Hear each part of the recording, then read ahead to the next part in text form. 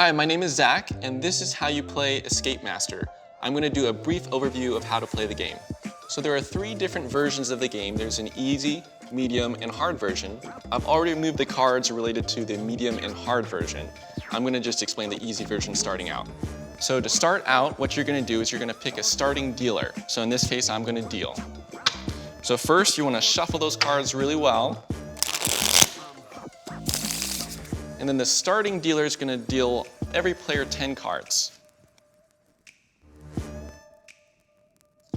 So Escape Master is a round-based game played in multiple rounds, and there are no turns. So each round, when it begins, players are going to be frantically playing cards at the same time, trying to get rid of every card in their hand. When one player plays the last card in their hand, that ends the round. They say Escape Master, the round is over. And then players are going to count up how many blunders they have in their hand. So every card left in a player's hand, no matter what card it is, each count as 1 blunder. When one player reaches the breaking point of 30 blunders, the game ends, and the player with the fewest blunders wins. A round will begin when the dealer says start. There are 2 different ways that a player can start a stack around the draw pile. The first way is by playing a 7 that says start on it. Whenever a player plays that, any player can then play any numbered card on that 7 that's 1 higher or 1 lower. Another way to start a stack is by playing a wisdom card, which is a wild card. Any card can be played on a wisdom card by any player. The cards are ranked in numerical order from 1 to 10, followed by J, Q, and K. Cards may be played in ascending and descending order. Start. So I'm going to play 7 because I've got that. She's also got 1. I've got a 6. Play down. 5, 8, 9, 10. Wisdom. It's a wild. 4, 2. So I can't play. So in that instance, anytime a player can't play, or has no numbered cards or wisdom cards are played, they can draw a card. However, if a player can play, they have to play.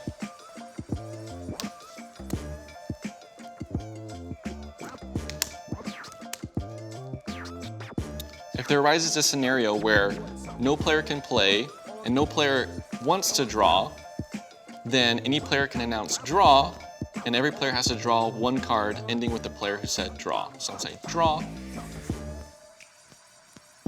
Once everyone has drawn their card, then you can resume playing cards.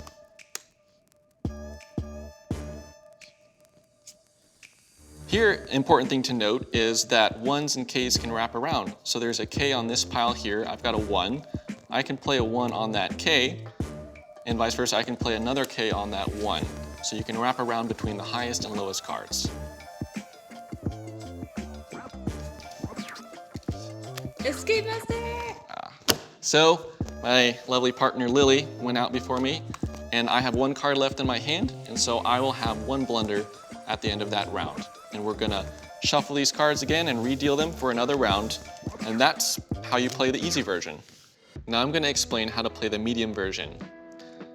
The only difference with the medium version and the easy version is the medium version incorporates combinations and special cards. There are 2 types of combinations. The first kind is a face card combination. So I've got the face cards laid out here. You've got J's, Q's, and K's. Now these cards may be combined with another face card of the same letter in order to be played as 1 card. So for example, if there was a stack with a 1 on it, if I had 2 cards, 2 face cards that were the same, so here I've got 2 K's, I could play them together on that as if they were 1 card. It's important to note that normally in the game you can only play 1 card at a time with 1 hand. However, combinations allow you to play 2 cards at once with 1 hand. The second type of combination is a suit combination. So say for example, if there was a stack with a 3 on there, I have 2 cards here with the same color, the same suit, and those colors only go from cards 1 through 5. So here, I've got a 3 and a 1, added together those make a 4, and 4 is a playable number on 3, so I could play those 2 cards together as if they're one card on the 3. Play would continue off the top card's number and not the sum. So in this case, I would play off the 1 and not the 3. However, if I were to play the combination with the 3 on top, in that instance, play would continue off of the 3. One fun fact about suit combinations is if you happen to have 2 cards of the same suit between 1 and 5, that the sum equals 7, you can play those cards together to start a stack. There are 3 main kinds of special cards in the medium version of the game. You've got dead ends, traps, and escape cards. One extra rule in the medium version of the game is when playing a wisdom card, it resolves every up and down trap on the table for every player. So when playing a wisdom card, make sure to announce wisdom. Wisdom cards do not resolve +3 traps because those are instantaneously resolved.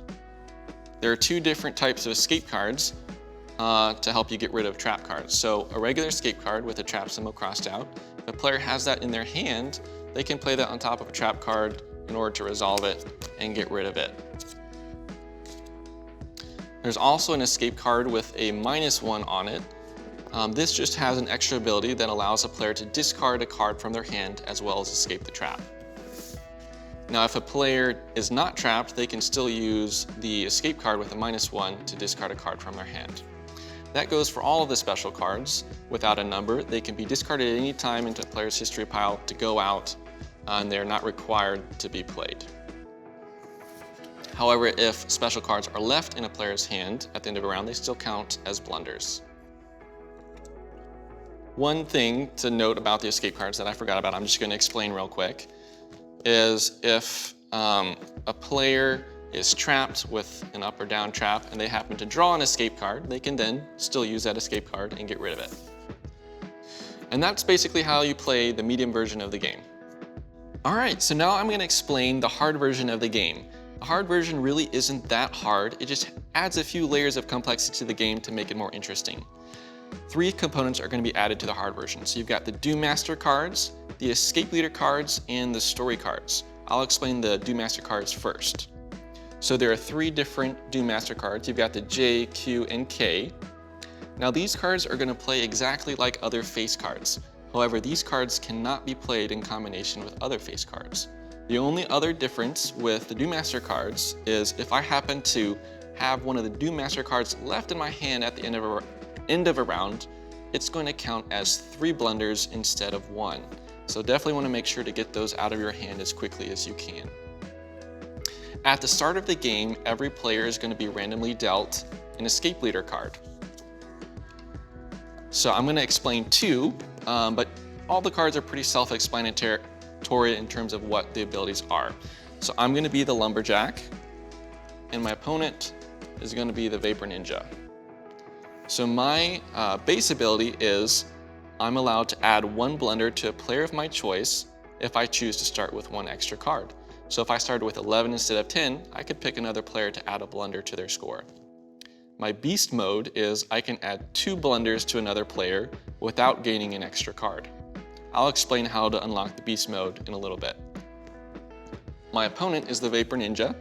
Their base ability is they're allowed to discard the last card in their hand to go out. Their beast mode is they can discard the last 2 cards in their hand in order to go out. Now I'm going to explain the story cards. So at the end of the round, count up how many blunders each player has. The player with the most blunders at the end of the round gets to draw a story card. If there happens to be a tie where 2 players have the same amount of blunders, the player with the highest overall score will get to draw the story card. Say for example, I got the most blunders this round, so I would get to draw a story card. Then I would read it out loud for other players to hear. It says, you skillfully chop through a fallen tree in your path. After looking at your hand, give 1 card of your choice to another player. If you are a lumberjack, give 2. Well, hey, I happen to be the lumberjack, so before this round begins, I can give 2 of my cards to another player. And I'm just going to put that story card next to my escape leader to remind me that I can use this ability this round. Once the round is over, I can then place the story card beneath my escape leader and collect it as experience points. Once I collect 2 experience points, if I were to collect more throughout the game, if I had the most blunders, I could then at the start of a next round, of a future round, I could turn them back into the bottom of the story deck and unlock my beast mode. I would turn it sideways like this just to remind me that, hey, I've got my beast mode this round. Once that round is over, I would go back to using my base ability. And that's basically how the hard version works. So that's how you play Escape Master. You can purchase a copy of the game on our website, zillycreativeworks.com. You can also get a copy of the expansion, Escape Master Chaos Unleashed. Subscribe to our Zilly updates to get 15% off your first order. We don't send out a lot of emails, so it's worth it. I hope you enjoy playing the game.